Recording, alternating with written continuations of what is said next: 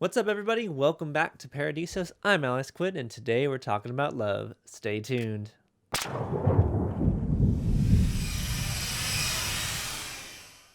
That's right, everybody. We're talking about love today. What is it? What does the culture say about it? What does the Bible say about it? What have we learned about it in all these years? And what do we need to start doing about it? First up, what does the culture understand it as? Well, love is a complex set of emotions, behaviors, and beliefs associated with strong feelings of affection, protectiveness, warmth, and respect for another person. Love can also be used to apply to non human animals, to principles, and to religious beliefs. In a nutshell, it's a lot of emotions, behaviors, and beliefs. Another version of it, since we tend to argue about definitions, is a willingness to prioritize another's well being or happiness above our own. It's a really good definition. Extreme feelings of attachment, affection, and need. Kind of a negative stereotype of love. Dramatic, sudden feelings of attraction and respect. Okay. A fleeting emotion of care, affection, and like. Sounds a lot like lust to me on that one. A choice to commit to helping, respecting, and caring for another, such as in marriage or when having a child. That's a good one. Some combination of the above. So basically, it's a lot of emotions. It comes from a very Greco-Roman myth about love. It's romanticized. It's you can't really choose it. It just happens to you. You fall in love, and then you happen to have all these emotions and stuff like that. Problem with that form of love is it's fleeting. It leaves. It goes away, and it goes on to the next person or next thing that you fall in love with that you happen to come across. It's a problem with a lot of these definitions of love is it changes. You're not responsible for who you love or who you fall in love with, and that's problematic because it's not entirely true. Now, a willingness to prioritize another's well-being or happiness above your own is a really good secular definition of the concept of love. It's, you are putting someone else first. You care about them so much, you put them in front of your own time, your own resources, your own self. That's a good definition. But what does the Bible say? Well, the Bible has four Greek words. Probably have heard them if you've ever been in church or heard any sermons about love. Eros, Storge, Philia, and Agape, otherwise known as romantic love, family love, brotherly love, and God's divine love. What does this kind of actually mean? Well, in the Bible, there's four categories of love because it doesn't have one word for love. So you have the romantic love, the love between a spouse to another spouse, and vice versa. Family love, the way your family loves each other, your parents, your siblings, cousins, you love each other different than friendship. That's just kind of reality. Brotherly love is that close friend, that's not blood, but is like blood to you. That is that type of philia love. It's the best friend. It's the acquaintances. It's all these people who are you choose to care about. And then agape is God's divine love because God didn't have to make love. He didn't have to invent it. He is love. He is the embodiment of what true love looks like. So that's kind of where that comes from. And a lot of people have heard about the five love languages. You've probably seen it in a best-selling book section or seen it at some religious conference, and it talks about what are the love languages of each individual. I really like this because it just kind of helps you break down to understand each other, to understand how you can best love somebody. Because if you choose to love someone like the Bible says, and the Bible says there's a choice. Yes, there is a physical attraction. Yes, there is pheromones and the like that can help with attractions. However, in the end, you choose to love somebody.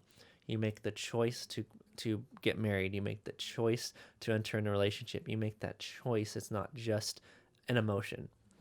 It's just not a fleeting emotion that comes and goes, and you are responsible for your emotions and your actions based on those emotions.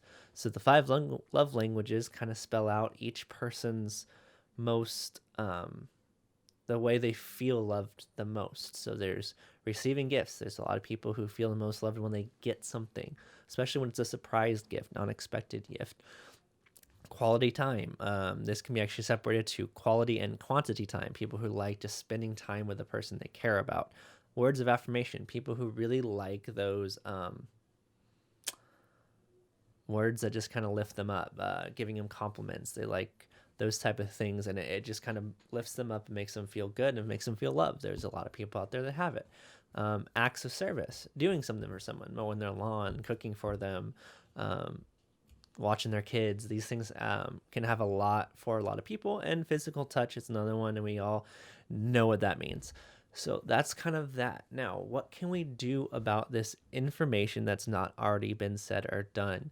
Well, I've noticed a lot of relationships recently have started to become selfish again. They started prioritizing work, school, passion projects. When there's kids in the mix, we start losing the communication. We start losing putting each other first or having that communication. We just stop making the priority about the relationship, the person you chose to love and either start a family or just be with. What can we do about that? You can make dating each other a priority.